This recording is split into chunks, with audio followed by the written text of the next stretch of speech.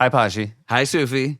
This is very nice because I am seeing you right now on Zoom, but I saw you in person just a few days ago.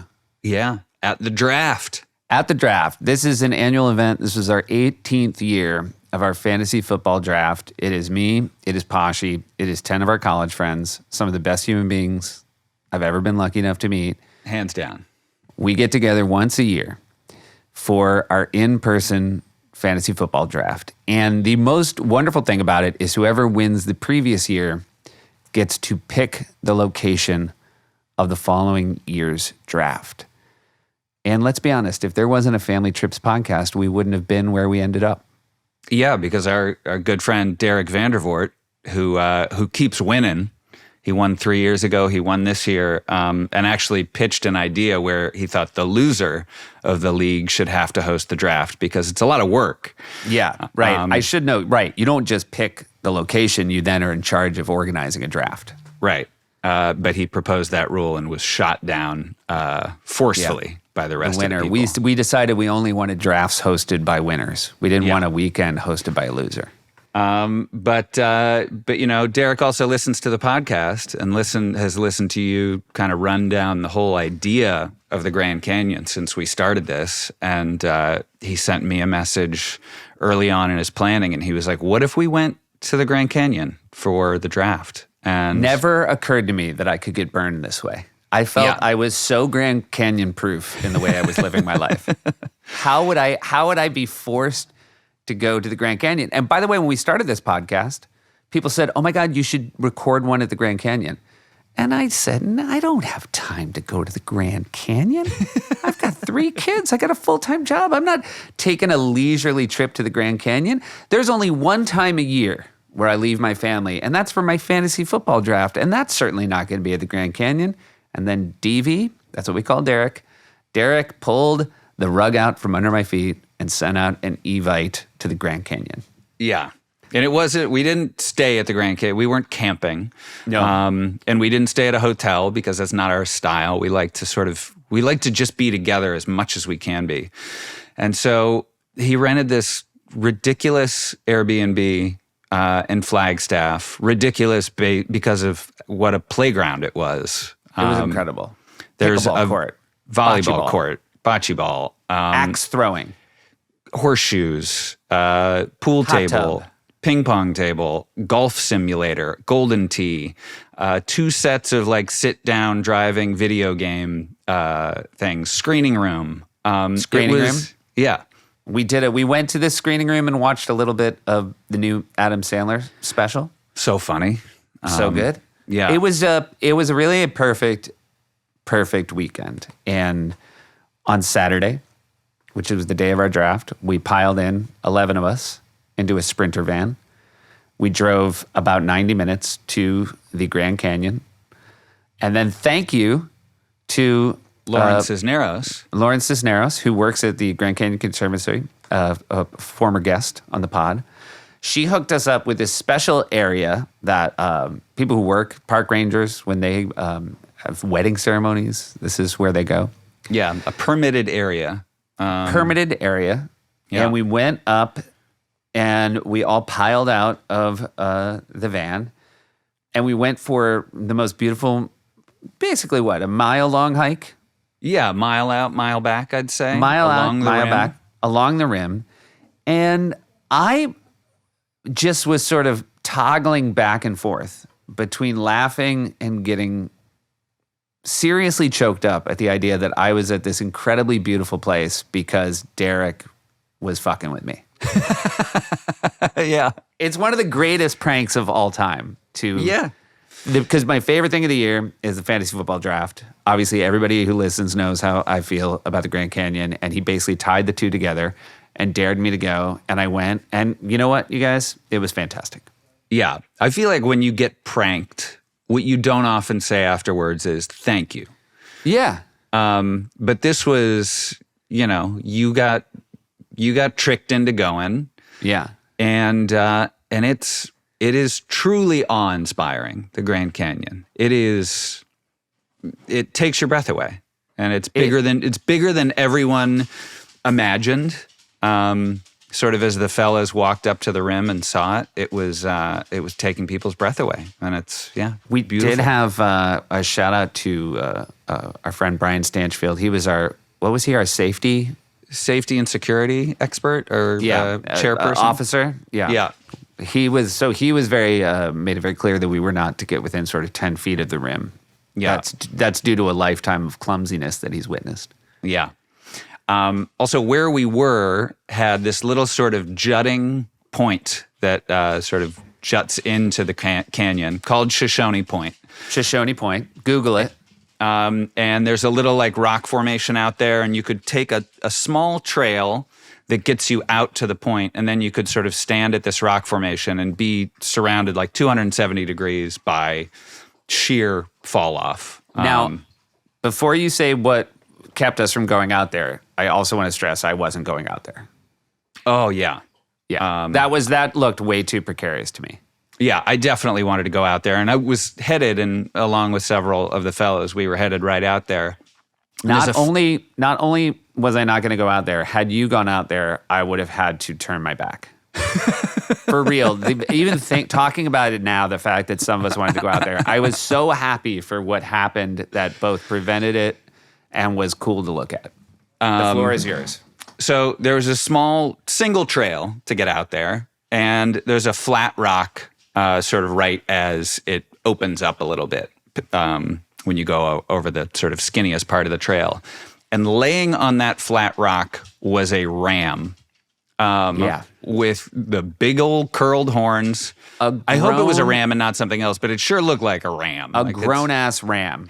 We're going to throw it up in the show notes. We'll put it on the Instagram for family trips. It was beautiful. It was majestic. And it was basically saying, this is my point. You're not coming out here. And it was as if it had been trained by the Conservancy to keep dumbass tourists from walking out to Shoshone Point. Yeah. And very effective, too. Yeah. We got to see how this audio is, but we were recording a little bit. We had our gear, and we were recording when we saw the ram for the first time. And then the ram stood up and walked towards us. And it was 12 guys scurrying away as fast as we could. But the ram couldn't have moved slower. Animals in those parks are so used to people. But it was not, they say don't poke the bear. And I think the same rule applies for rams. To the ram, yeah. And also when you're near the rim of a canyon, you don't want to be near any species that's known for their budding ability. Yeah. You'd be rooting to be hit head on so that you were just knocked straight back, because if you were knocked right or left, certain death. Yeah. We also, when we were on our hike, a couple times a group of horses came by. Those were mules. And they would say, "Excuse us, mules coming through." And, we would stand to the side.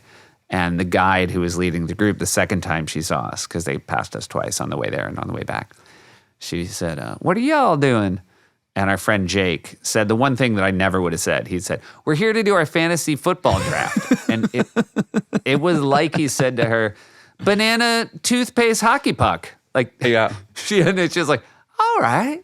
Yeah." But then we started drafting, and the sky looked a little ominous. Yeah. The wind picked up, and we heard some distant thunder. And our buddies are, we've got hunters in the mix. We've got some real outdoorsmen. There's a lot of bikers, campers, hikers, fly fishermen. These are robust people. Don't try to take me and scale it out 11 more people. Right. I'm the city slicker of the bunch. And these dudes were so afraid of the possibility of rain and lightning. And Shocking. So we had just started our draft. And I have to sort of check myself sometimes, because, when I feel like when we get angry, it can get ugly real fast. Yeah. But there was a sort of borderline universal movement to pack it up and get into the van when we had just started drafting. And I was so excited to be at the Grand Canyon.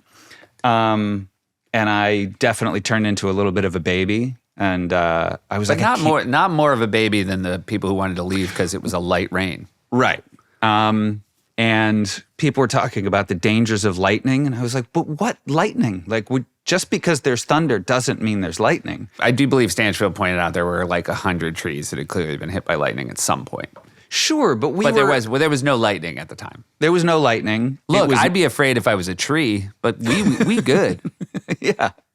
We were under protection. We had like the Shoshone Point little picnic area. We were covered. It never really opened up in terms of rain. It got a little windy, but there was never a big thunder, rumble right above us. It was sort of always in the distance. And I was really taken aback with how afraid our tough guy friends are or were of rain. Yeah. Yeah. Well, since you mentioned tough guy, we are now going to play for all of you the moment Josh and I saw the ram. And we want you to tell us if we sound tough. And also, while you're picturing a slow-moving ram, picture Josh and I in headphones carrying microphones. Just so many wires. Oh, my God. And like so many wires. It's just a disaster. I put the gear in like a little backpack so we could sort of be hands-free, but then we'd put things down and then everything was tight. It was like Christmas lights that you took out of the box. It was like if you took out Christmas lights, spread them all over the street, and then a mugger started running at you. And you couldn't leave your Christmas lights. But the mugger was just slowly walking towards you. Slowly, yeah. All right, so this is it? Yeah. Have you looked? I've looked. Okay. Because you were taking too long in the car. Well, somebody had to get the gorp. We're passing a series of picnic tables, and Seth is going to walk to the edge of the Grand Canyon.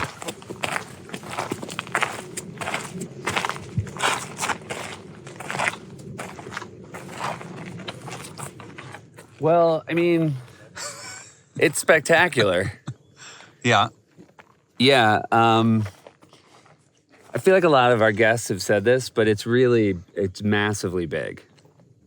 And you do kind of have to be here to appreciate the size. This is a tiny piece of it. You can see just across the way there.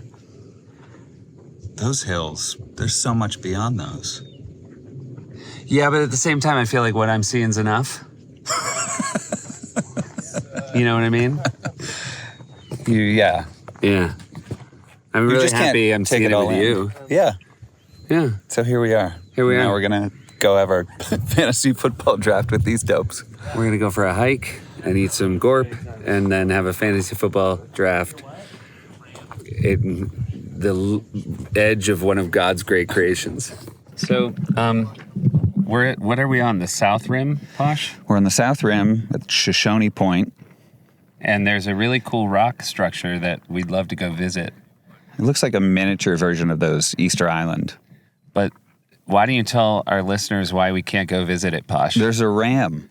The ram's moving. So we're moving. The ram's on the move. And the ram is... Back of the car. Somebody get a video of the ram, but then show it to me. Email it me later. Bags, you need to move now. And then if we could just... Sam, can you edit this audio to make us sound brave? So now we're taking a different vantage point on the ram who is standing. We opened the beef jerky. The ram is going down a hill. Oh, yeah. He's going to go down the cool way. Or he's just getting some snacks. Well, here we are. It's really quite beautiful. But it was truly something else. I also, the drive there, the drive back was great. Just being in a car. Yeah. With those dudes.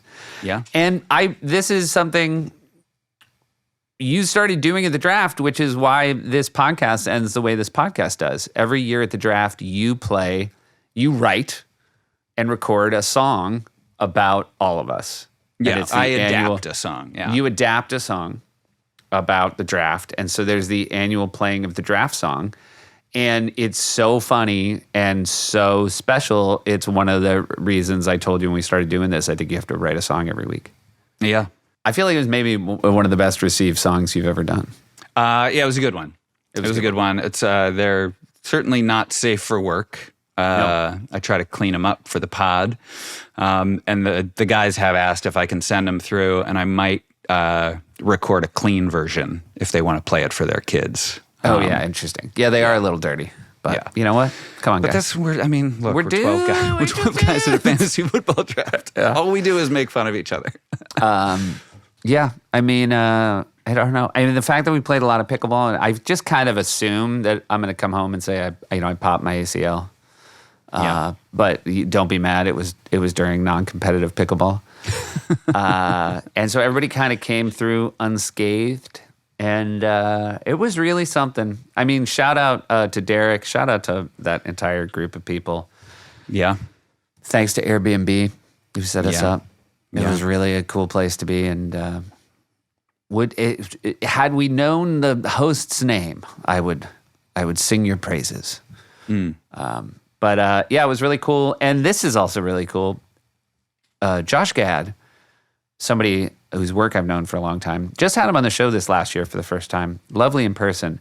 Oh my gosh, yeah. Even with all that, I was taken aback with how fantastic the stories are about his life. He's got a memoir coming out. What would we, In Gad We Trust? In Gad We Trust, that's coming Which, out. based on the stories he told us, is going to be a must read. He also has a fantastic children's book out right now called Picture Face Lizzie. And it's a wonderful book for your kids. And also, if you're the kind of parent who, it seems like maybe every parent is concerned about how our kids interact with screens, it's got a great message about that as well. Yeah, so pick up Picture Face Lizzie and give old Josh Gad a listen here. Axel walked in at some point, and I said, "This is Olaf from Frozen." Couldn't give a shit. It's actually nice. It's healthy for me when I see Axel ice other celebs, because obviously he's icing me 24/7. Yeah. It's a great conversation. Do enjoy it. Listen to a little bit of music first. Family trips with the Meyers brothers. Family trips with the Meyers. This episode is brought to you by Airbnb. Here we go. Hey, Bashi. Hey, Sufi. We're in the middle of our annual fantasy football trip, Yeah, we just finished the draft. and we came to Flagstaff, Arizona. And what's really exciting is we got an Airbnb very near the Grand Canyon. Yeah. It was a little bit of a drive, but also we drove past another place we were maybe going to stay, and this Airbnb was so much better than that.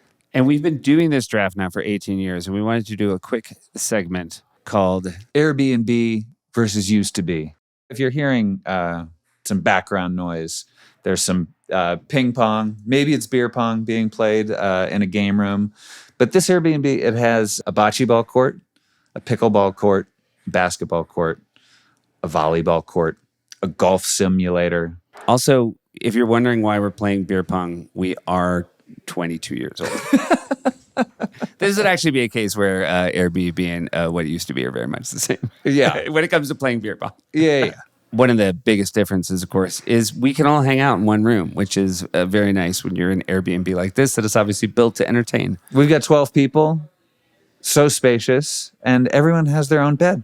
And, there were a lot of times we stayed in houses that had a lot of beds, just not quite enough for 12 different people. And what used to be is that when they had to pick two people to share a bed, they just picked the siblings. They just assumed we would be the natural fit. And they weren't wrong. They weren't wrong, but I will say I have preferred at this Airbnb, and I love you very much. And I think our listeners know I love you very much. It was very nice not to be in the same bed as you. Yeah.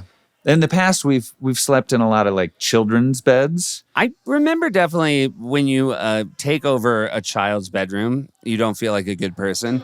Yeah. And then there's a lot of just delicate constructions. I remember staying in a room where there were so many Lego sets fully constructed. And that did not make for a nice, chill, relaxing vacation for me. Yeah.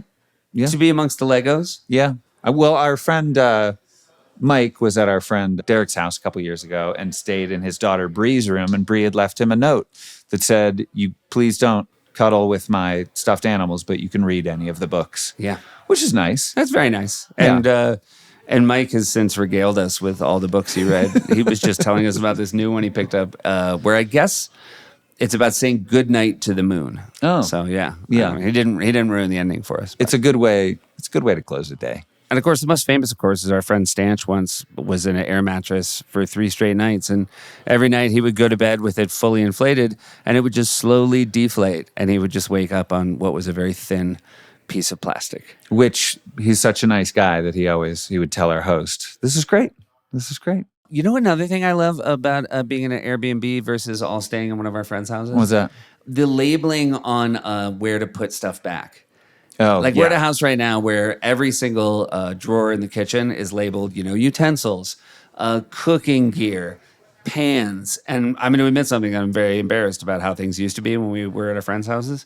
I was so embarrassed about not knowing where the silverware went that I would just take it with me. I would just throw it. Yeah, I would just throw it in my luggage and take it with me. Huh. That's unusual. And, it's nice to have a fridge. Again, this is something you can't do in the same way when you're at a hotel. I mean, you might have a fridge, but it's probably going to be tiny. And it's going to be filled with stuff at a price point that I'm not comfortable with. Right. Whereas here we had an empty fridge. You stop at the grocery store, you fill it up, and it's just been a wonderful way to spend the last few days. Yeah. And we share around the sort of the cooking and the cleaning up.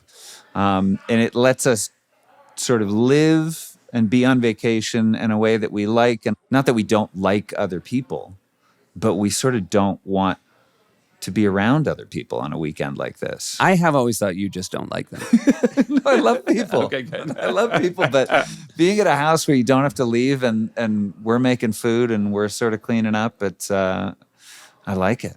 I like it so much. And again, this place has so many different outdoor activities, but in general, just fantastic to spend a weekend with all our friends. Annual trips, I highly recommend an annual trip. And it's a great thing to look forward to on the calendar. We've had a really special one. Here we go. Hey! Hey! Hey! Oh my God. You are just, I mean, Did I feel get like, that right? I feel like You you're are. showing off with your palm fronds behind you. Well, I figured because of the theme of travel, Yeah. I really wanted to give you guys like less to leave to the imagination. Yeah, I was going to say, it looks like you're at some Florida resort, and you are a Florida boy, aren't you? Sadly, I was hoping we wouldn't. I was hoping we wouldn't start there. We can back up. But no, I am. I am a Florida boy technically. Yeah. I was born and raised in Florida, but this is everything you see before you right now is Southern California. Amazing. This is none of this is here. You're at a restaurant, aren't you? And Oh, beautiful. I am. I'm at a private booth at the Grove, and it's very, very low key today. Yeah. Nobody really coming for any food. I would really, How you guys it would doing? mean the world to me if I found out after the fact that you had the palms shipped in just for the pod. And as soon as this is over, What if I everything just behind went? you. What if I had like a mini budget for podcasts that was like ranged from like $20,000 to $50,000? Yeah. Just for like the quick video bites that you guys need. And everybody, That was very, it's made like- you a very coveted guest because everybody's like, he puts the time in. His He backdrop puts the time is and he puts some money in. something to see. You're gonna have 30 seconds to promote that are gonna look more beautiful than anybody else's. It's gonna look incredible. Now every time. we have talked to so many people on our pod, Josh, who their big vacation Well, was. thanks for making me feel special. Yeah, I mean, we're really, we've just, everyone we ever wanted. And then we were like, now who? No. But no, Josh, so many people, us included, right? The big trip was to go to Florida. You grew up in Florida. Were you aware growing up that it was a place the rest of the world came for family vacations? I was hyper aware. Okay. So like, because what happened is you guys ruined our spring break. Okay. like there was a certain period where like I would actually be able to go and use my oceanfront at Fort Lauderdale Beach. And instead, you assholes came and, wore 1980 Speedos and walked all over our sandy, beautiful beachfronts. But it was one of those things where, like, a lot of times I remember, especially when I was younger, we used to do staycations. So we would go to like Marriott, the Marriott Beach in Fort Lauderdale, and like just stay there and pretend to be like tourists ourselves. I'm not sure why my parents thought that was the way to play it, but how far was the drive from there to where you lived? It was like 20 minutes. Oh, that just was so weird. But my parents really gaslit me into thinking we were getting like a hell of a vacation. Right. Yeah. Like they were like, this, you guys, you have no idea. Were you And I really gaslit? believed them. Do you remember that being something you were excited about when it was time to go to the Marriott? I remember I didn't know what the word gaslit was until 2016. Yeah. But I had like a the lot of us. sensation. Yeah. I had the sensation You that just I was didn't know what being to call gaslit. it. Yeah. Right. You're like, Yeah, something's up because here. my friends were going to the Caribbean, and I knew they had to get on a plane, Yeah. and instead, like a 20-minute drive felt wrong Yeah. compared to that. All that time they were on a plane, though, you were sitting poolside, sipping on a... That's just like that. Yeah. This is me trying to relive my childhood right here. That's what this is right now. And then we would go to Disney World all the time. So like nice. I was born in 81, and we would go, like, at that time, Epcot Center was like new. And I remember, like, at a very young age, we would go to this like weird 1980s concrete version of a utopian society. And but it was incredible. And back then there were all of these other weird Florida parks. There was a place called Baseball World, I think, that we used to go to. That's a good name. It was like something like that, like Boardwalk and Baseball, something like that. Yeah. It's like it's all a fever dream at this point. There was like another like alligator park that we used to go. It was just weird Florida shit. How long a drive was it to Disney World? 4 hours. Wow. Okay. So, but would you drive back the same day, or would you stay? No, we would usually stay. We would stay at the Contemporary, and the Contemporary is that like white, almost like rectangular building that has a monorail going through it. Mm-hmm. And I remember as a kid being like, "Oh my God, we're vacationing into the future. How did we do this?" Yeah. Now Waymos drive by my house all the time, and it's much less cool. But I vividly remember being like so unbelievably like I was so drawn to that visual and so excited by it. Like it was just so cool. Yeah. And just to set this up real quick, you've got two older brothers, a stepbrother and a stepsister. Yes. Very good research. So you guys do the work. Well, we have people who do the work. Okay. We have producers. If we're interviewing somebody amazing. who's going to do the work on their visuals, we do the work on the research. You guys want to do the work. Yeah. Okay. I'm really impressed. Thank you guys for going the extra mile. And their names are Dan, Barbara, Lewis, and Jacko. Nope. So Okay. no. Well, So all right. that's I don't know. That's what we That have. is- That's what our research shows. yeah. I feel like you guys may want to start paying Palm style rates for your Right. Okay. employees. Fair. So I have two older brothers, Jason and Jeff. Jason is 53. Jeff is 51. So there was like 10 years older than me, 8.5 years older than me. Okay. And so like my brothers were like how I experienced everything from music to like movies to travel.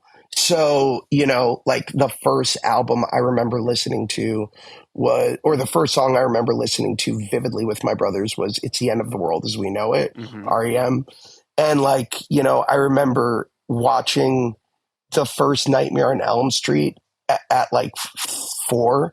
So like that should give you just like some idea of the influence that my brothers had on me. but we used to travel a lot. We had a big family. My parents got divorced when I was 6. And prior to that, we used to go on these like big trips with my dad's family. And a lot of those trips involved going to Las Vegas. And I remember like being 4 years old and staying at Circus and feeling like I was like on the inside of Pennywise's like brain. Like it was even back then, it was terrifying to me, just staying where clowns were running rampant. Yeah. Hey, we're going to take a quick break and hear from some of our sponsors. Support for family trips comes from LinkedIn Ads. Hey, Pashi. Yeah, Sufi. You know, for a business guy like me, I am familiar that B2B means business to business. And as a B2B marketer, you know how noisy the ad space can be. If your message isn't targeted to the right audience, it just disappears into the noise. It's like, why did you even run an ad to begin with if you weren't going to B2B it? Yeah. Using LinkedIn ads, because with LinkedIn ads, you can precisely reach the professionals who are more likely to find your ad relevant. With our targeting capabilities, you can reach them by job title, industry, company, and more. Stand out with LinkedIn ads and start converting your B2B audience into high-quality leads today. Yeah, like if we're trying to target family trips, we don't want that ad to go to agoraphobics. No. Is that the right word for people who don't like to go outside? Yes, it is. All right. Well done. Thanks. You know what? My whole goal with these ads is never to Google things, just to boldly state them and hope that you'll correct me if I'm wrong. You're doing great. LinkedIn Ads allows you to build the right relationships, drive results, and reach your customers in a respectful environment. You'll have direct access to and build relationship with decision makers, billion members, 130 million decision makers, and 10 million C-level executives. You're going to work with a partner who respects the B2B world you operate in. 79% of B2B content marketers said LinkedIn provides the best results for paid media. Start converting your B2B audience into high-quality leads today. We'll even give you a $100 credit on your next campaign. Go to linkedin.com/familytrips to claim your credit. That's linkedin.com/familytrips. Terms and conditions apply. LinkedIn, the place to be, to be. Support for family trips comes from Everyday Dose. Hey, Pashi. Yes, Sufi. I love coffee. Yes, so do I. And you know what? Maybe coffee's not the best for me, which is why I'm very excited about the next generation of coffee, Everyday Dose, which combines delicious coffee, functional mushrooms, nootropics, collagen protein, boosted focus. That's one of the things it gives you. Clarity, energy, sleep, and immunity. Those are all great things. It has lion's mane. That's a mushroom that stimulates the intestinal immune system, regulates gut bacteria. Chaga, that's another mushroom, is rich in antioxidants, and it aids in immune support. And the collagen protein helps maintain skin elasticity, volume, moisture. It also helps make up proteins such as keratin that form skin, hair, and nails and make them stronger, in addition to your skincare routine. And Posh, I just like it. I like my job, and I like my job to help me out, you know? Yeah. Making me a better guy from the inside to the outside. Everybody likes that. Thanks, bud. Head over to everydaydose.com/trips for 25% off, plus 5 free gifts with your first order. Your first month, you get USB rechargeable frother, gunmetal dose spoon, breathwork app by Othership, wellness booklet, and a sticker. Every month after, you get amazing free gifts with your order. Go to everydaydose.com/trips for 25% off, plus 5 free gifts with your first order. I will say of that rechargeable frother. Yeah. Mackenzie fired that thing up today. She said this is like a super-powered frother. Because we had a frother, and that old frother, it's gone. Gone. You frothed it. Yeah. You frothed it right in the garbage. We're going to recycle it. Yeah. But, yeah. Oh, yeah. Throw it in the garbage. Here we go. Were you aware of being maybe introduced to things at an earlier time than your actual peer group? Like, at what age did you realize, oh, because I have siblings, especially brothers who are, 8 and 10 years older than me, I was getting a crash course in stuff that other people weren't seeing for years? I think to a certain extent that's true. I also think, and I'm not sure if you guys feel the same way, that like growing up in the 80s was just different. Yeah. Like, I think that would be more apropos now than it was then. Like, I remember going to Blockbuster and I just got like carte blanche to get whatever the hell I wanted to get. Yeah. And like my parents just sort of, it was out of sight, out of mind, not in like a non-loving way, but in like a just that was the traditional way of like raising children back then. So I never really had the sense that I was like more advanced than my friends, because I think all my friends with older siblings had the same experience. We were all sort of like just probably immersing ourselves way too early on in pop culture that we shouldn't have touched. But it was also really exciting, and it was like the forbidden fruit.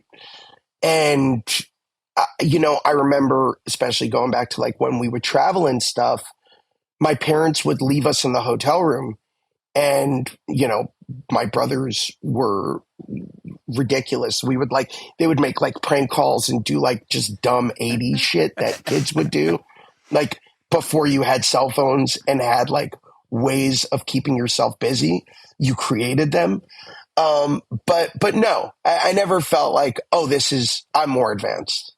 Yeah. Yeah. It's interesting, like how we're as parents, and yours are actually, I think, a little bit older than mine. So I'm sure you're concerned about social media and what kids can watch on their phones. Big time. But, when people say kids look at their phones all day, I just looked at a television all day, like just nonsense. Like the things I would watch to fill my days. I almost am like happy that my kids have some selection towards their own interests.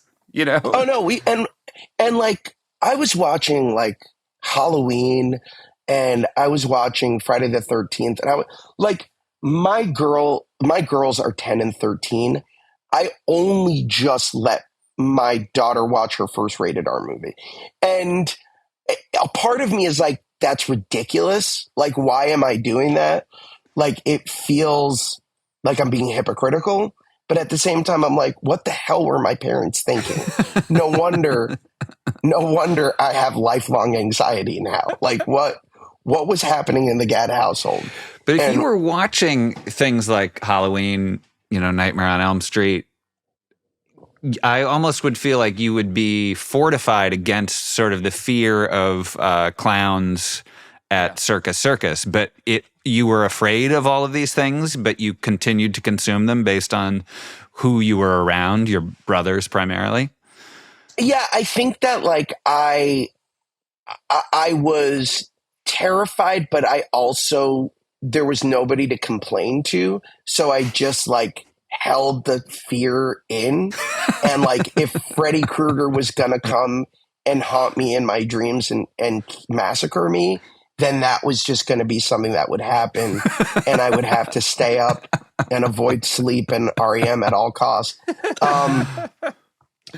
But no, I guess like, again, like growing up back then, we didn't have like, we didn't talk about that stuff, right? It was just like, oh, this is so cool. My brothers and their friends are all sitting on the couch watching Nightmare on Elm Street, and they're letting me watch with them. So I'm not going to complain, because then I can't do it again. Right. You don't want to be the baby. No, I don't want to be the baby. I mean, I saw Fast Times at Ridgemont High when I was like, again, like 3 or 4 years old. Like, it's a little early to be watching movies like that. I saw that too young as well. A real movie that, again, I don't want to spoil it because it's such a great movie, takes a super dark turn in the last sort of 30 minutes. And you just think you definitely as a kid thinking, here's a fun sex romp, even though I don't fully understand sex. And then it has a real it's a real sex education movie as well. I don't think we talk enough about the fact that Judge Reinhold taught so many of us what masturbation was, and that's that's like, it could have been, we could have had a better tutor. He both taught us. Well, what he really taught us was like, lock that door, man. Yeah, lock that door. That's right. It was a great one. It's true. I wish that character was in the new Axel Foley movie. Yeah, like I wish he had like a twin brother who was that guy. I was very happy. So interesting. I know this isn't a podcast about the new Axel Foley movie, but I was very happy to see Judge Reinhold. I thought it looks great. I know. He looks great. I was very happy. When you would go to Vegas, as a 4-year-old, what were the activities? Because I feel like Vegas is a very family-friendly place now, but I think that's like in the last decade or so. It was not back when I was there. I mean, like Circus was probably the one hotel on the Strip that was like conducive to children. But like, I just remember it being really dark and skeevy, even like as a place for families. It didn't cater to families. It just happened to have like circus themed,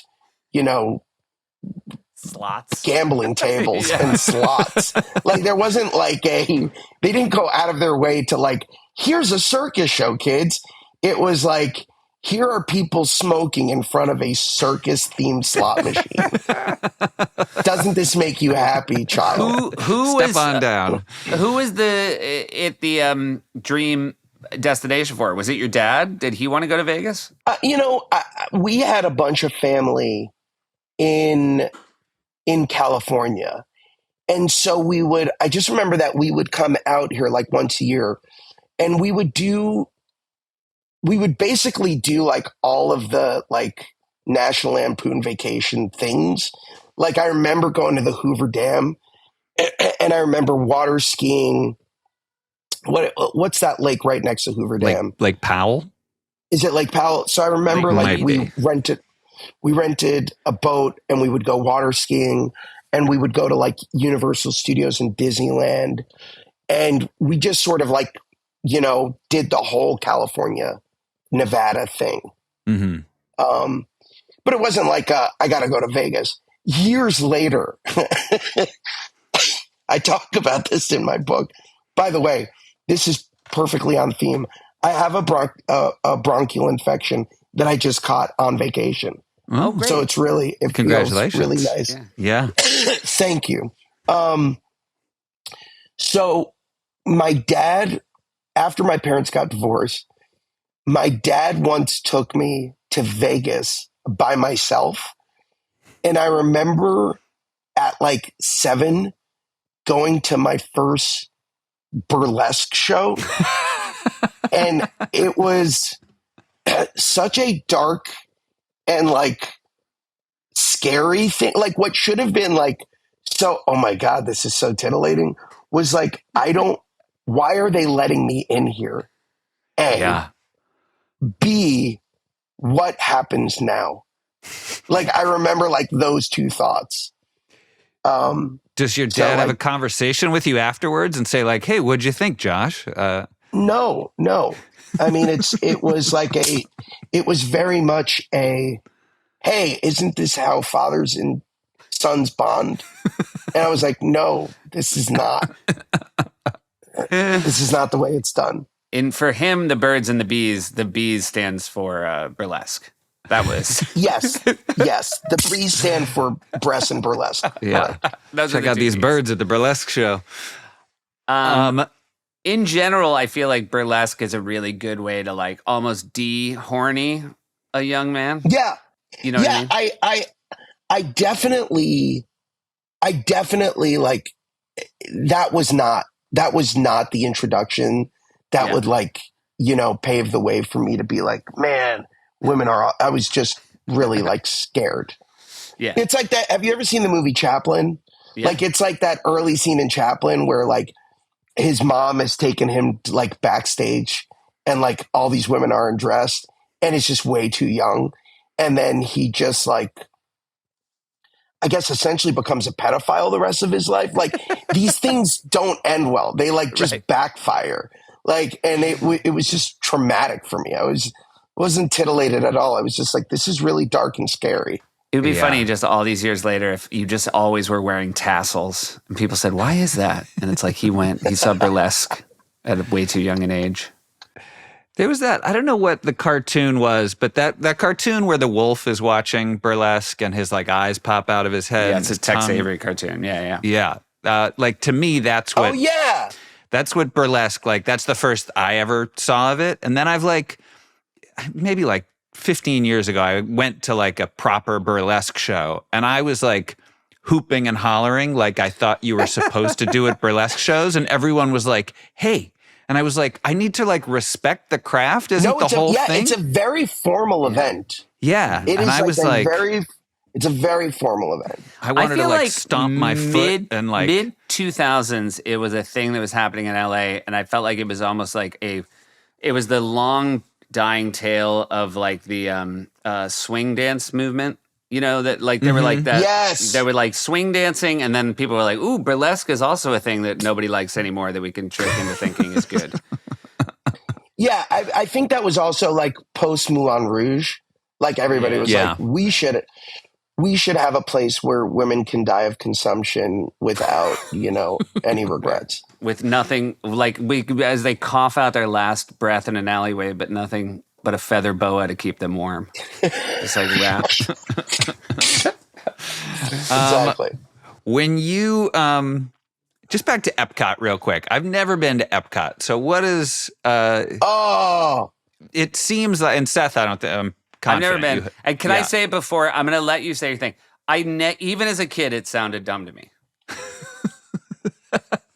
So if you go to Disney, I feel like we went to Disney World, but we didn't go to Epcot. Would you sort of split your time between the two, or were you guys like, it's Epcot or bust? Epcot is the most surreal theme park ever built on planet Earth. Like, it is just, it should not exist. Like, the rides back then were like, you go explore time and see cavemen and see the evolution of telecommunications. And then another ride is explore the future of like the land and sea and space. But like these were like slow rides that made you pontificate life and existentialism. None of them were like thrill rides. This isn't like a park that had like Space Mountain, but there was something about it that was so addictive because it was so strange. So I think that like anybody who grew up with that, going to like that original park, is obsessed with it because there's nothing else like it in the world. Yeah. It's the craziest. There was a ride that took you through. It was like literally sponsored by Chevron. And it started with you going through like the realm of dinosaurs and ended with a film about how dinosaurs are now fossil fuels and how that was like the future of like transportation was formed by these beautiful creatures that are now extinct. And it's wild. Like it's the most bizarre park ever made. And I love it. I think one of the reasons I felt like I could see that it was some sort of educational scam. I don't think I saw that it was like corporate education, which is a great detail that of course, but it at the same time, there is something cool of it. It feels like the last moment where we still believe that you could be educational and entertaining at the same time. Like I do tip my cap, and I'm sure there's like some dark underbelly. They called it edutainment, and like I really bought into that. I was like, yes, edutain me. I want this. Yeah, I need this. This is, and by the way, far more like entertaining version than like going to school. But also, your brothers are, significantly older. When you're are they going to Epcot? Are they over it when you're sort of enamored with it? They're like, where the hell are the roller coasters? Why are we here? Yeah. And then what happens when you do go to Disney World? I imagine that sort of the desires are certainly, maybe there's rides you can't even go on because you're not big enough. Like, is that? Oh, I definitely had that. I had the Tom Hanks big syndrome where like, I remember because I had two significantly older brothers. I was so pissed every time they could go on like Space Mountain and Thunder Mountain. And I just had to like sit and wait. That gap. I would say that gap might be most painful at an amusement park or a fair. Oh, it sucked. Yeah. It sucked. I mean, like, I was just like, really? Like, I have to just sit and wait as they like have the time of their lives. Were they the sort of older siblings who were sympathetic or just fully taunting you for the age gap? Oh no, they taunted me. Taunters? My middle brother, Jeff, had like this messiah complex, especially after my parents got divorced, where he was like, I'm going to assume the position of your father now. And like, it just, that did not go like well for him or me. And then he used to tell me that if I pursued acting, I would fail and I would be the person who ends up putting pimentos in olives. Like this was the ongoing threat. What a fantastic presuming that thing. there's like a person who does that job and not a machine, I would be that. It's really, that's the one thing they're like, that's the one thing we can't teach a machine to do. Yeah, it's too intricate. Yeah. Yeah. It's such a funny thing for a kid to think is a bad job, but a really good one. By the way, when was he aware that this was an itch you had, the acting itch? Like, how old were you? I think it happened, my first visceral memory of getting the bug was my mom and dad took us, and I don't even think my brothers were with me at the time. They took me to the Catskills because my grandparents were celebrating their like 50th anniversary. So we went to the Catskills and we went to see a Borscht Belt comic.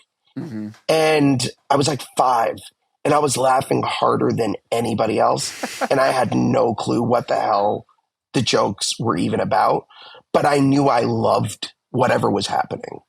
And I was like, oh God, I have to do this. Whatever this is, I have to do this. When is the end of the Catskills as a place that families would go? I keep thinking about this because like that was my first and only experience. But I would think those were the dying throes. Yeah. That was it. I must have been like 86, 85, 86. Yeah. And I feel like that was like the tail end of Marvelous Mrs. Maisel. I do. Right. There's something. I like the idea that they saw a young Josh Gad and they were like, all right, we can close up shop now. We've passed along the essence We've of done what what we needed to do. He will carry on the tradition in different forms. We've just found the next generation's Jackie Mason. There's nothing else to do here. Do you have any recollection of the name of that comic? Hell no. Yeah. Billy Crystal once asked me. Billy Crystal has like an encyclopedic knowledge of everything related to the Catskills, to the point that he did a movie and a show about it called Mr. Saturday Night. But so he kept like asking me and I was like, dude, I was 4 years old. I don't know what you want from me. Like, I just know what I liked, but I wasn't like jotting down notes. Yeah. Yeah.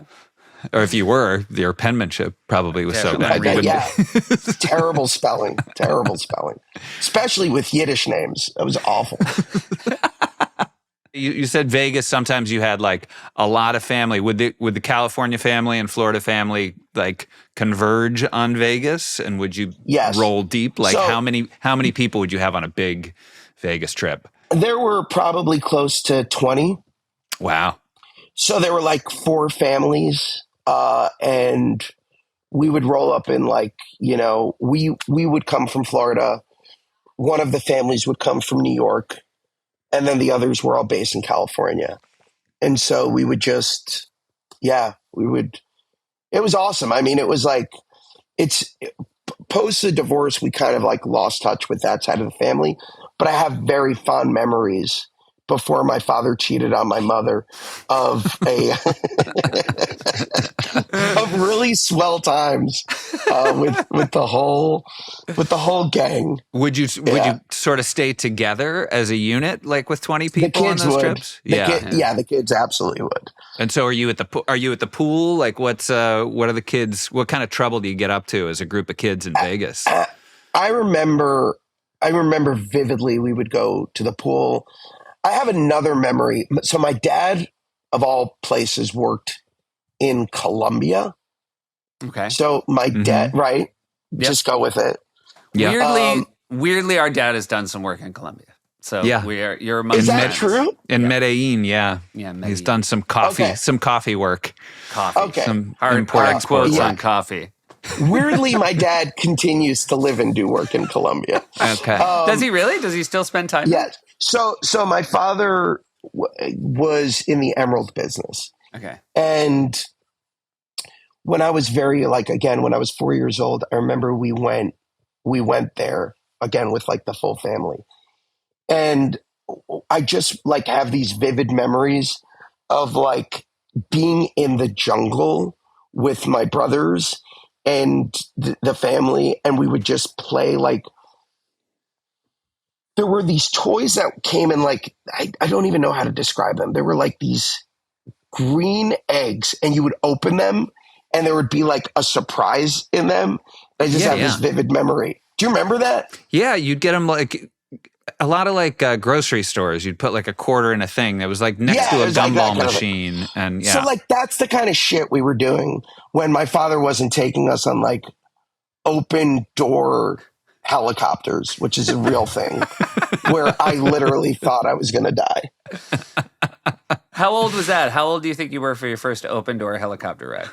That was 4. I was 4. For me, that would terrified. be when you were too like small to ride a roller coaster. You must have been like, motherfucker, you know what I've done? Yeah. You're telling me I can't go on terrifying. your roller coaster? Freddy With a Krueger's a seatbelt? pilot. With a seatbelt? And my dad's brother was flying the helicopter, and he stopped the ignition to fuck with us, and then like the helicopter started like just doing like the craziest things. I come from a band of psychopaths. That's unbelievable. It's unbelievable. That, I mean, like now that would be a lawsuit, but back then it was like, well, also, having fun. How long had your uncle been a helicopter pilot in Colombia, no less? So weird. I don't know. I have no idea. By the way, no part of that, every detail about it also makes him less trustworthy. My uncle's a pilot. Bear with me. In Colombia. Stay with me. He's in the emerald business. Where are you going? It's so true. It's very safe. There are no doors. I can't remember the story, but he got his helicopter from a very famous actor, but I don't remember like, it was like John Wayne or something crazy. Sure. Like he bought the helicopter that was like one of these guys' helicopter, Paul Newman or something nuts. But yeah, I mean, I had a strange childhood, guys. Where would you take the helicopter from point A to point B, or was it just let's go up in the helicopter for a ride? No, I remember he took us to the mines. Okay. So he took us to like go see the emerald mines. And that was also terrifying because there were it's a trick because he just needs outside smaller people. And God, whoa! While you're here, since we're here, yeah, crawl in throw that this tiny headlamp hole. on. Put this headlamp on. Go to that tiny hole, and when you find green stuff, if you find anything that's green and glowy, put it in your sack. And if you see anybody who looks like a police officer, you don't speak. Make sure they know you don't speak Spanish. What a life! My God! If you find green rocks, we'll give you a little green egg with a toy inside. Yeah. By the way, that's a fair trade. This is why like when people are like, "What made you decide to write a book?" I was like, "Oh, just wait. Like, there's so much crazy shit you don't know about." This is fascinating. You have a memoir that's coming out in January. What's the name of your memoir, Josh? In Gad We Trust. In Gad We Trust. And I'm also, I mean, again, I would be fascinated to read your memoir if, and only if it talked about your career on stage in front of the camera. And now I totally get it. I'm like, oh my God, this is going to fill out. We probably won't even get to Book of Mormon. No, it's like Jewish Narcos. Like it's wild. Like there's a very weird sort of like backstory to how I got here that nobody knows, and that even for me was like shocking in its in the things I didn't know until I started researching and just going back into the dark hole of my childhood. But the one fond memory, and I talk about this in my book, and it's really strange in terms of like how it all played out, but like post the divorce, my happy place was Disney, because that's where my dad would come home, and he would come like once every 6 months, and he would take me to Disney as like a father-son bonding thing. And in my mind, that was like, that represented the love that my father had for me and like our relationship. And it's just very fascinating that like now my name is synonymous with that brand. Yeah. But I talk a lot about that in the book, and just in terms of like, we talk about travel on this. That was a very significant like experience where like that was it. That the time I spent with my father was traveling to Disney and driving back, and like that would be the extent of our bonding. And that, I guess at that point, your older brothers that's not his bonding with them. So it was just unique. They're in college. Right. They're at UF. They're done. Gotcha. And I was, because of the age gap, they got to grow up with like the full family intact. Right. I got the broken shards. How is your dad still around? My dad is still around. Are you guys close? I hadn't spoken to him. I hadn't seen him in 20 years. Wow. I saw him in college. And then a couple of years back, I started talking with him again, but like very much on my own terms. And during Gutenberg, the musical I did this is very recent. Very recent. I get a call, and it's my father, and he says, I saw that you're on Broadway. I'm in New Jersey. Can I come see it? And I realized my father's never seen me on stage before. He never saw me in Book of Mormon, never saw me, even as a kid, never saw me do stage. I have the most incredible mother who did everything. She was like the most badass single mom, an amazing stepdad. But my dad wasn't really a part of the picture in that way. So I said to him, yeah, you can come, but just you. I don't want like your new children, whatever is going on in your life. And why don't you spend the night and let's catch up? And so he comes, he sees the show, and we had like a 6-hour sort of, sitting down together, getting to sort of reacquaint ourselves. And it was hard. It was heartbreaking. It was profound. It was at times beautiful, and necessary. And he left the next morning, and I don't know if I'll see him again, but like it was a really, it was a really important thing that I think I didn't even realize how much I needed to close that chapter. Yeah, I can't imagine how much you get out of something like that. Just the curiosity that gets satisfied, and yeah. Now, having said all that, the guy could not have been more fucking confused at Gutenberg the musical.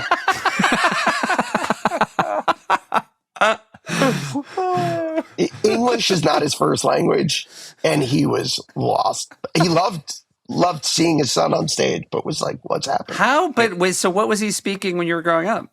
Was he speaking? My dad. This is crazy. My dad is a Jew born in Afghanistan. Gotcha. By the way, not every detail more crazier than last. Love everything about this story. Isn't this? I know. Yeah. This is what my book is about. It's insane. Yeah. So my dad was an Afghani Jew, had to flee at the age of 13 growing up, he spoke a mix of Farsi and Hebrew. And so like English was like his third language. So he always spoke English in the house, but it was always like, you know, difficult at best. But he's this gregarious, larger than life man. And he's just like loving and arresting. And like, I got that side of him and not the bad side, not the like shitty stuff. Yeah. I would imagine over the course, first of all, it's interesting that you said how that long conversation was to close a chapter, which as opposed to like start a new one. And I think that's really, it must be very good to know what the purpose of that was for you, as opposed to worrying about what it was for him. I also imagine that's a 6-hour conversation where you're constantly assessing how it's going. You know, like you must both be in it and also watching it from the outside a little bit. I can't emphasize enough how true that was. I did feel like I was outside of my body, assessing not only the moment that was happening in front of me, but everything that led up to the moment happening in front of me. Like reverting back to my childhood, a lot of regrets, a lot of like regrets, meaning like, this is a man who's my biological father who has no relationship to my children, no relationship to like the events of how I got here, of how I'm now where I am in my career. No relationship to it. He's a voyeur at this point. He's a fan. He's somebody who knows me as well as my fans do as an adult. Does that make sense? Yeah. And that's very vulnerable to then like let your guard down and be intimate and be like open and be honest. And it was really scary. A part of it is because I also don't know this version of this man. Similarly, I haven't been a part of his life for 20 years. You know, he has 3 new children that I don't know and don't really, you know, care to know. And so in many ways, it was like reconnecting with a stranger. And now we're going to take a quick break to hear from one of our sponsors. Hey, Pashi. Yeah, Sufi. You know what I love when I'm watching football? What's that? Touchdown. Oh, TD. A tutty. Tutty. Taking it to the house. Mm-hmm. What is your favorite way to say touchdown? Touchdown! You know what I call it? What's that? Ted Danson. TD. Oh, not bad. Tony Danza. I like to name it after other famous TDs. Uh-huh. And here's the exciting thing. Whatever you call a touchdown, they matter more at DraftKings Sportsbook, an official sportsbook partner of the NFL. And look, if you're ready to place your first bet, why not just pick a player you love and say, I think they're going to go for 6 this week. Yeah, it's exciting because then when they score, you score. You can score big with the DraftKings Sportsbook, the #1 place to bet touchdowns. Download the DraftKings Sportsbook app and use code FAMILYTRIPS. That's code FAMILYTRIPS for new customers to get $250 in bonus bets when you bet just $5 and get 1 month of NFL Plus Premium. Only on DraftKings. The crown is yours. Gambling problem? Call 1-800-GAMBLER. In New York, call 8778-HOPE-NY or text HOPE-NY. That's 467369. In Connecticut, help is available for problem gambling. Call 888-789-7777 or visit ccpg.org. Please play responsibly on behalf of Boot Hill Casino and Resort, Kansas. 21 plus age and eligibility varies by jurisdiction. Void in Ontario. Bonus bets expire 186 hours after issuance. For additional terms and responsible gaming resources, see dkng.co/ftball. NFL Plus Premium offer available only to new and former NFL Plus subscribers. Additional NFL Plus Premium terms at nfl.com/terms. And you know what's really exciting about the Steelers? What's that, Sufi? They don't score touchdowns, they just win football games. Yeah, not bad. It works. Here we go.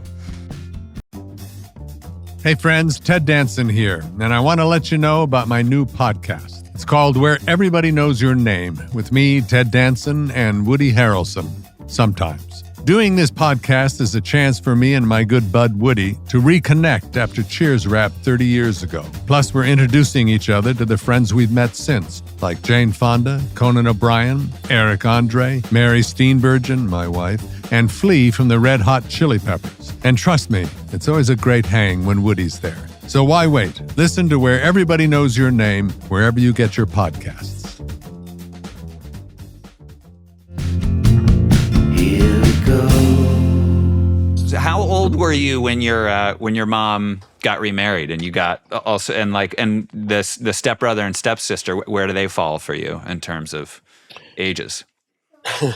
So the stepbrother was a byproduct of my father having another family while we were his family. Okay. And so after my parents got divorced one day, he takes me to a hotel room and literally is like, surprise. And I meet like a 2-year-old. That's my brother.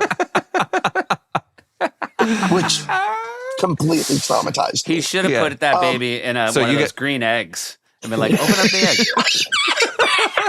egg. 100%. And my stepdad, Stan, came into my life when I was around 8 years old, and completely turned my life upside down. Like, he represented like everything I didn't even know I had longed for in a father figure. And like, whereas we were doing vacations to like Vegas and like all of these other places, Stan grew up in St. Petersburg, Florida. And so like his idea of a vacation was a houseboat in the Everglades. Like, so I started having like all new experiences that like opened my eyes to like just a different way of life. And his approach was just love and smothering me with affection. And it was like beautiful. It was incredible. It's amazing. That's such a wonderful thing to step into a life of a kid and be able to do that. And did he have a kid at that point? Did he come with one? He had been divorced. So his daughter, Monica, became my stepsister, and she's incredible. And so once my brothers were in college, we started traveling together. We started becoming like a family. And I sort of got like time back a little bit because of it. Yeah. What's a houseboat like in the Everglades? Oh, this is crazy. So in 1992, we took this trip where we took a houseboat and we went like down the coast, and we stopped at like Clearwater Springs, which as it sounds is like this beautiful, pristine body of water. You can see like down to the bottom. At night, we would tie the boat to like mangrove trees, and you would just see eyes lighting up all over the water because there were just gators everywhere. But on the trip, my parents had said, no TV. Mm-hmm. We're not going to do any TV. And one day I said to my stepsister, I was like, I'm done playing Scrabble for like the 50th time. Let's turn on the TV. Like, I just want to see what's on. Turn on the TV.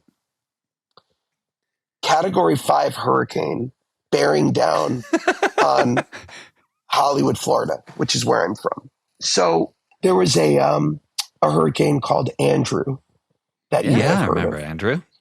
And because we were on this boat, we had no idea that the hurricane was 2 days away from hitting. So we turn the boat around. We start going back to the port. We get in the car and we're driving back to Hollywood. And at the time, the hurricane was literally supposed to go over Broward County, which is where I lived.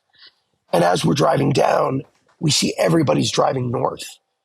And we're like, what the hell are we doing? So we instead decided to go to Universal Studios and chill in Orlando as we like left the rest up to fate and the hurricane notoriously ended up shifting and going over Homestead, which is like Miami-Dade, and it was one of the most destructive hurricanes in history. But that was our experience during Man, it. if you had been on the water, like kind of game over. I know. So next time your child says, "I think it's time to watch TV," It's probably maybe pay time. attention. I was in Hollywood, Florida last summer. I'm so sorry to hear that. Wow. Here, I'll explain what happened. You might remember there was a writer's strike, Josh. Yes, I do. And I called my agent and I said, "Get me any gig you can get me." And he said, "I got good news." Wait, can I predict where this is going? Please. Does it involve a hotel with a giant guitar in front of it? Would you believe it does? Does it involve the words hard and rock? It does. Go on. I mean, it was the dream, man. I got to do in August, which is when you want to be in Hollywood, Florida. I don't need to tell you. I got to do Hollywood, Florida, and then the next day I got to do Tampa. And where my brother lives. Yeah, That's the twofer. yeah. That's a twofer. I saw. Who did I see down there?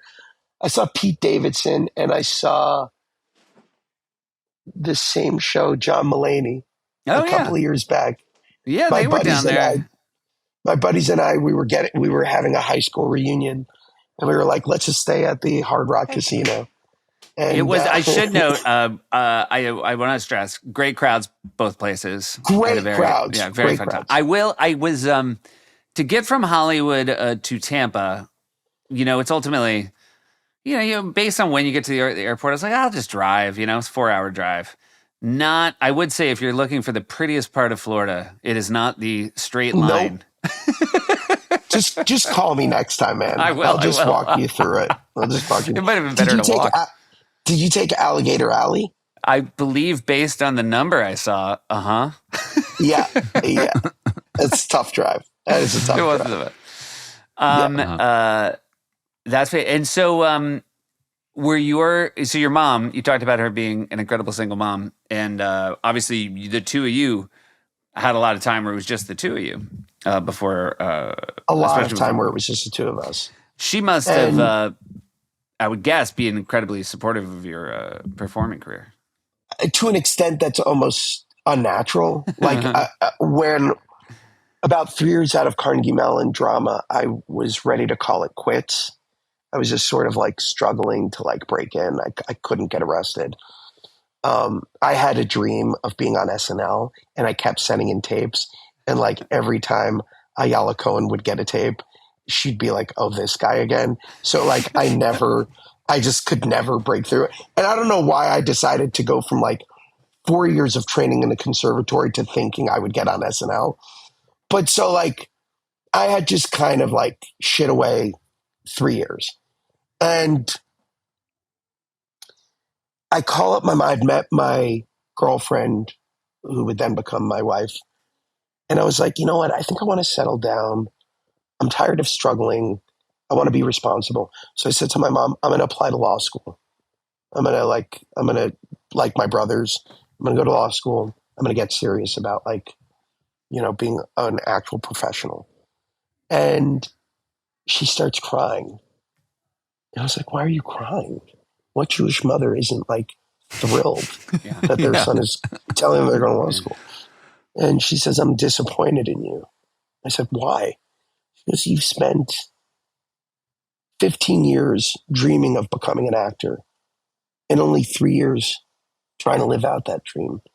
And I think that's an act of cowardice. I mean, I was like, what mother says that to their child? So she was beyond supportive. And then a month later, I got my big break on Broadway, which I wouldn't have even put myself out for had it not been for her. Is Mormon the first? No, it was a show called the 25th Annual Putnam County Spelling Bee. Of course. Yeah, in 2005. And then what year is Book of Mormon? Mormon was about 5 years later, in 2010, 2011. I had been like, after Spelling Bee, I had been doing like working nonstop, but I wasn't creatively satisfied at all. You've done a lot of movies in the break between the two. I did a movie called 21. I did a movie called The Rocker. I did a TV show called Back to You. I was working. The Rocker, a deeply packed cast. Let me know.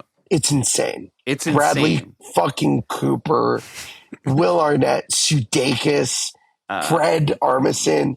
It's an Emma Stone. It's a Emma Stone. Cast. That's what I was thought. And then Ray Wilson. It's good. It's nuts. It's crazy. Also, the movie that brought down a mini studio. Yeah. Weirdly, when you look at it, you're like, and it must have been great. You're like, well, movies are hard. What happens is movies are hard. Do you know who randomly talked about it being his favorite movie? This is going to be the weirdest. James Gandolfini, God bless his soul, did a New York Times interview that Rain sent me, where he was asked what his favorite movie was. And he said, hands down, The Rocker. My son and I watched that movie nonstop. In a way, it made me lose a little respect for James Gandolfini. I want to believe that later he said to his son, what's that movie we always watch? And his son's like, The Godfather. He's like, oh, I thought it was called The Rocker. I just did an interview. That really says something when somebody likes your work and it makes you lose respect for them. Yeah, 100%. Yeah. So I was kind of like just looking for something different. And I get a call one day from Bobby Lopez, who had written a musical called Avenue Q. And he's like, I'm working with the South Park guys on this new show about Mormons. And we would love for you to do a reading of it in New York. This is like 2007. And I said, okay, great. And I'm thinking to myself, like, it must be like that South Park episode about Mormons. Yeah. And they're like, dum, dum, dum, dum, dum, dum, dum, dum. So I was like, I'm thinking they want me to play like a live action version of Cartman. I have no idea what the hell it is. And they send me the music and I start listening to it. And the first song is Hello. And I'm like, this is genius. And the second song is 2 by 2. And I'm like, okay, this is brilliant. And then I get to this song that is like a take on Hakuna Matata. That is the foulest shit I've ever heard in my life. Yeah. And I called my agent and I was like, I can't do this. And he's like, why? I'm like, I will get assassinated by anybody who is like a God-fearing human being. And I took a flyer on it and I came to New York and I just remember white knuckling it as we were doing that part of the musical. And at first there was just like an audible gasp. And then like slowly I remember one person laughing. And then like it invited everybody to start laughing. And then for the next 3 years we workshopped it.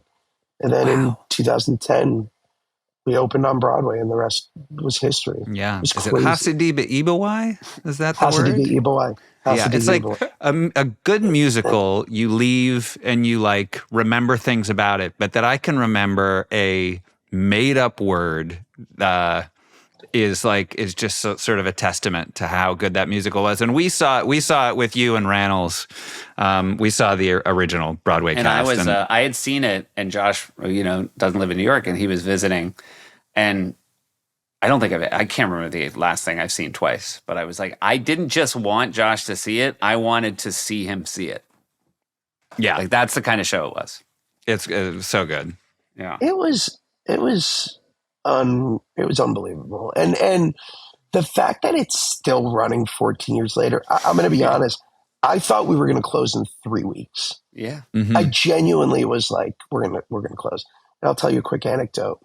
As we were in like the second or third preview, I pull Matt Stone aside and I go, all right, I got to ask, like, is it possible to maybe lose one of the fucking the babies in the ass, like lines? and he's like, why? And I go, I just think it's making people uncomfortable. Like I'm watching them. I'm on stage watching them watch us. And he goes, "You're right. You're absolutely right." And I'm like, "Oh, thank God." And he says, "We got to add more." I was like, "What? That's not what I was saying." He's like, "No, we got to add more." And I was like, "Are you being serious?" He's like, 100%. And I'm like, "Why would we add more?" He goes, "Because if the audience is still uncomfortable, that means we haven't walked them far enough down the line with us so that we break their discomfort and make them feel comfortable with it." And it was such a brilliant lesson in comedy. Oh my God. Like That's it was amazing. profound, where I was like, "Oh, that's, yeah." And it's why they're, I mean, I think the best satirists of the last 40 years. Like they're just, they It's understand it in truly- a way that like is just like next level. Yeah. Did you, only because you mentioned Carnegie Mellon and our dads from the Berg, did you enjoy your time in the Berg? Obsessed. Great. Most underrated city in the country. By the way, if the answer had been different, we would have edited it out. No, But it gets the doesn't same. have to be different. We love the love Berg. Pittsburgh. Yeah. I don't love the dialect. It's the craziest thing you'll ever It's the hear. craziest thing. You just get downtown and all that. But- what was the Kate Winslet Philly show, Mayor of Easttown? Oh yeah. I once That's did it. a joke that that the accent in that or should the Pittsburgh accent makes that sound like The Crown.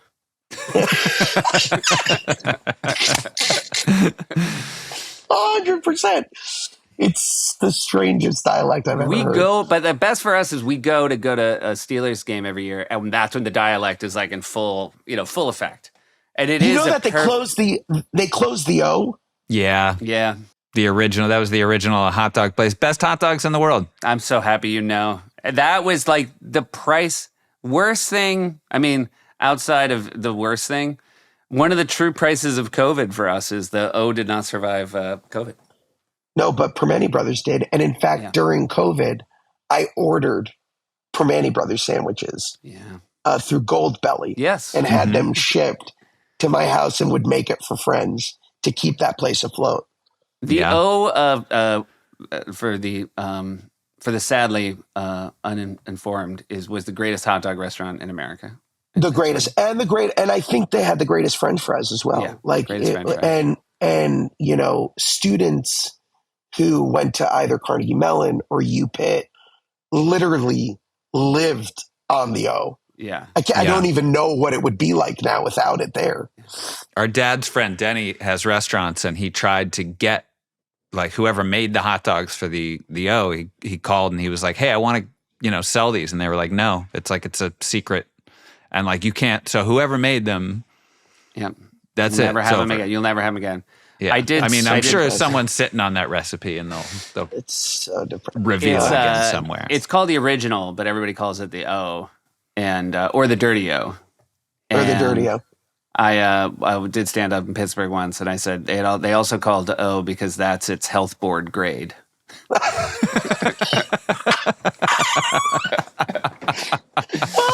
I mean, this has just absolutely been the best, Josh. I'm so excited. I love you guys for your book. In Gad We Trust is a fantastic title. I will also offer that when it comes out in paperback, you should call it Jewish Narcos. Because I do think by the way, yeah, absolutely. Ever since you agree. said Jewish Narcos, I'm like, oh my God, that is either the best or funniest show that will ever be on television. I mean, essentially it's Uncut Gems, isn't it? Like that is sort of Jewish Narcos, but it's 100% right. And also quickly, I want to plug my children's book, which is coming out. Oh yes, please. This there one? it is. Look, Picture Face Lizzie. Picture Face Lizzie. I read it yesterday. Did you like it? I did. I liked it a lot. Yeah. Thank I will you. say when they were like, "Hey, Josh is going to come on the pod. Do you want a copy of his book?" And I was like, "I'm not going to have time to read his book." But like, yeah, send it over. And then it arrived and it was a children's book. And I was like, "Oh, yeah, I got it." Yeah, I'm going to sit down right now and read it. Seth, you were asking me earlier about like my kid's relationship to technology. And that was the foundation for writing this kid's book. Great. Is, I think that like, it's a discussion that we don't have with them a lot. And I wanted to write something from their point of view that also spoke to like the power of imagination versus the power of technology. And it's amazing. And like talking to so many parents, how many people are like dealing with that right now of just trying to get their kids to hang on as long as they can to tactile play. That doesn't involve just like being on, like, it makes me so happy that your kids are coming in, not for their iPad, but for their Legos. Yeah, no, they came in and they had a full Disney star on the Zoom screen and they couldn't care less. They don't know. They can't process that. Your youngest buzzcut kid couldn't give a shit. No, he's like, really. Oh, Frozen? No. Yeah, no, I want Lego. Yeah. All right, before we let you go, we have a quick series of questions we ask all our guests, and Josh is going to take the lead. Great. All right, you can only pick one of these. Is your ideal vacation relaxing, adventurous, or educational? Adventurous, hands down. What is your favorite means of transportation? Train, plane, automobile, boat, bike, walking, monorail? I love driving when I go places. I also love renting a boat. So like, I think if I'm traveling like someplace where I can drive, it's driving. Great. This one gets a little trickier. If you could take a vacation with any family, alive or dead, real or fictional, other than your own family, what family would you like to take a vacation with? I want to go with the Meyers clan. You guys sound fun. Good pick. Love to have you. I want to go with Papa Myers and like bond over Pittsburgh. Yeah. Oh, I love it. I mean, you know, he listens to every episode. I think he valued you very highly, but you just shot up the charts. Great. Done. Yeah. Let's plan the trip. If you had to be stranded on a desert island with one member of your family, who would it be? Probably my youngest, Izzy. She's the funniest human being I know, but she's also like really resourceful. Mm-hmm. So like, I think like she could probably do more to help me survive than I could. Okay. Great. Funny and resourceful. And I feel like just the way you've answered some questions, I feel like I know the answer to this, but you're from Hollywood, Florida. Would you recommend Hollywood, Florida as a vacation destination? Oh, God. You know what? All joking aside, I would. It's actually a great place. I appreciated growing up there. Maybe, stay away from the Hard Rock Casino because it can get very packed and smoky. Great place too. But you could see Seth Meyers do stand-up. Yeah, I know. I mean, maybe you could see John Mulaney and be David. But we have great beaches, great food. Yeah, go down to Hollywood. Great. And then Seth has our final questions. Josh, have you been to the Grand Canyon? Yes, many times. Is it worth it? It's 100% worth it, Seth. But I'm going to tell you something. Great. We did a Route 66 trip with the family last year. I decided that we were going to walk down the canyon, and we did it. Mm-hmm. But what that means is that you then have to walk back up the canyon. Right. And a lot of people don't need to actually do a canyon to remember that. That's about as close to dying as I think I've ever come. Wait, with your kids? Well, it was the sheer amount of difficulty breathing that I thought was going to end me. So my kids were like just spryly running back up. I could not catch my breath. I was like, I was literally like, there got to a point where I was like, leave me here. It's okay. Go on without me. You guys have everything you need. It was awful going back up that thing. Oh, well, all right. Yeah. That's a good cautionary tale. We have a friend that we've spoken to from the Grand Canyon Conservancy, and her line is that hiking down is optional, hiking back up is mandatory. Yeah, I'll take a donkey next time, I think. Okay, good. There you go. Well, this is fantastic. Thank you so much for your time. I appreciate it. Feel better. Sorry, I have no voice. No, you're great. Yeah. Usually a useful commodity in podcasts, but adore you guys. Let's open green eggs together. All right, wait until the next time. All right, bye. Thank you, Josh. Thank you.